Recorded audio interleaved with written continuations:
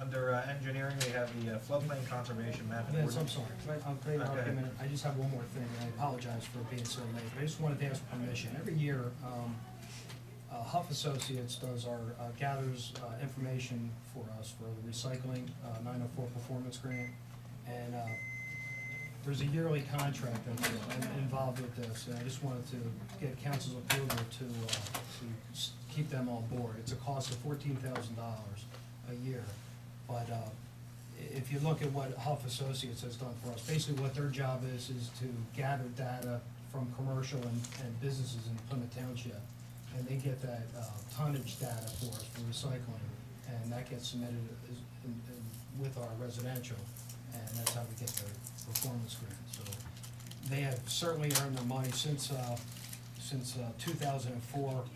Well, before we had Huff Associates, we averaged in our grant money about $25,000 a year. Since Huff Associates, we've averaged over $60,000 a year. So since we also did a joint application with White Marsh, just by, I think 2 years ago we went together with them, and just the power of working together, we've earned $16,000 last year and $36,000 will be this year, just for working together. So that will more than pay for this service, which is, I think, invaluable. And just for FYI, 2008, we're bringing in about $116,000 for our grant. So we've almost doubled what we've done in the past. Is that something, Mike, that we would need to adopt, or? If you, excuse me, if you're gonna be contracting with a company, then it's going to be the expenditure of township funds, you're gonna have to approve that. Okay. That's something we can do with this month. And I'm assuming from in the past, this is a company that you've worked with, this is not a, this is a professional service. It This is. So it doesn't need to be bid, so that issue doesn't come up, but you still need to approve it. Get a question? Last year's contract, consent agreement, use that as a pattern. Chris, I'm sorry. It's kind of minimal, the amount, but is it, I mean, do you know the numbers of what is just by nature and what they're actually gaining for us?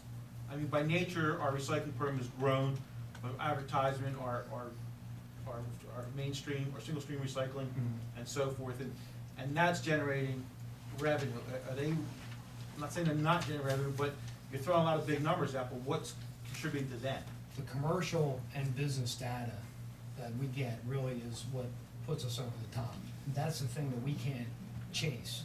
And what they do is they contact every business, every commercial entity, anybody that's supposed to be recycling in Plymouth Township, they gather that data for us. They do audits, make sure everything is the way it's supposed to be. Matter of fact, I believe in 2003, they weren't even contracted with the township yet, and they did an audit and recovered $17,000 on our behalf for just chasing down the numbers and submitting it to the DEP. They do a great job. It's what they do for a living, and they're very good at it. And matter of fact, I got White Marsh on board, and it was a no-brainer. Again, through Huff Associates, we would have never known, with the power of working together, is bringing us an additional $36,000 this year. Had we not been in, that's an additional $36,000 that we wouldn't have. So I think it's worth it. Okay. No, I'm not questioning, the numbers are by nature growing. Right. And how much are they really generating by that? And if you're saying it's that much and it's that beneficial, I'm fine with that. I just wanted to know what we're getting for it. Are they don't know actually what's being dumped, they're going by the word of the commercial property? Is that what's going on? No, they have the tonnage from all the haulers have to give the tonnage, so they got all actual numbers. Can I ask a question? Russ, is that something that CMX does? No, we haven't done that. Okay. And Chris, since it's 14,000 and save us this much, I mean, you think that growth is going to continue for 2010, that they could maybe save us that? Yeah, well, we've for 2009, we've increased our recycling again by about 300 tons. So, yeah, and we're actually making money on the commodity, and that doesn't even include this. Anybody else have anything for Chris? Under engineering, we have floodplain conservation map and ordinance update. Is that something Russ or Karen can comment? Yeah, that, I'm not back, something I can show Russ here, but apparently, 2008, I guess I have a letter here from the books from John Chambers. The Montgomery County Soil Survey has been updated. John has the township map here updated. It's in the zoning code, so he has here a draft, ordinance changes to the floodplain conservation district and the zoning ordinance. And this, I just bring to your attention because it would require circulation in Montgomery County planning, it would require a hearing, and it's a text amendment change for the zoning ordinance with regard to the floodplain. So if you'd like to proceed with it, I'll schedule that. It would have to be like 45 days out. It would probably be like in your March or April meeting. We do the advertisement, we have the hearing, we do the update to the zoning based on this. And if you want, you can look at this separately later if you want. But apparently there are additional types of soils out there now. They've expanded. There used to be 3 and now there's 7, or something like this. You can review all this. Yeah, Russ, do you wanna review that? Something And we can that's in the review middle it of with the process. Karen and Review it, see if anything jumps out at us, any concerns that we have based on it. And can we keep that on the agenda for next month then? Actually, if you wanna, after we review it, if you wanna proceed, I'd probably take it off the agenda and Okay. we'll look at the calendar, schedule it, and then we'd have to go to our planning agency, Montgomery County Planning Commission. It would be, like, say, 45 days out, and then we'd do it probably at 7 o'clock on a public meeting. At this point, maybe March or April. Okay. Okay. Anybody have any questions? I'll take it off for now. You wanna proceed with the idea, have us Yeah. review it?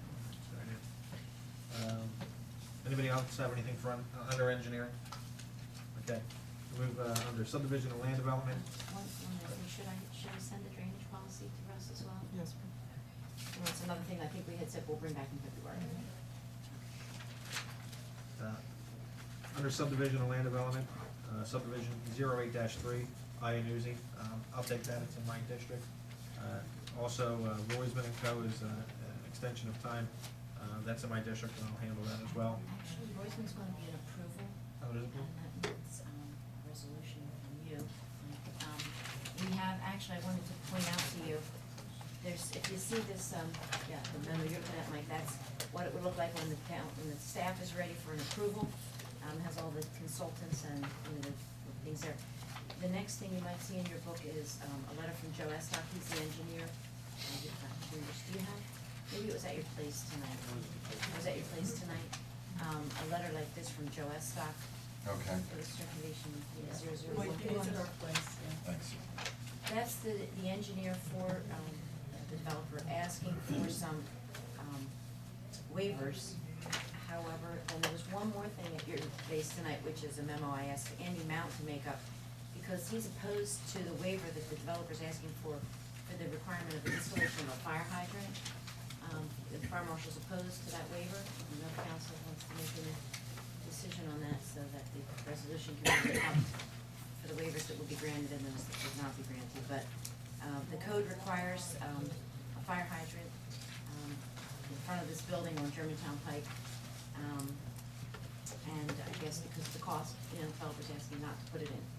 Andy says that in his memo that if there was a fire there, the closest hydrant is across the street on the nursing home side, and they shut down Germantown Pike to fight the fire. And it just doesn't make sense. I think it's not recommended by staff that, you would waive that requirement, but I bring it to your attention, for your consideration. I move that we strike Mr. Chairman. Yeah, I agree with you, Mr. Esmer. Everybody else okay with that? Okay. So you got that first one that they won't grant, that will be, and then the rest is ready for what we call conditional approval. We don't usually do the preliminary final, we do conditional final. Okay, So, and this will be a two-step process, there'll be conditional approval and then bring them back for final approval? No, their conditional is, all the conditions, and once they meet them, then the chair can sign off on the plan. It does not come back to the board, again. Next, under subdivision and land development is escrow releases.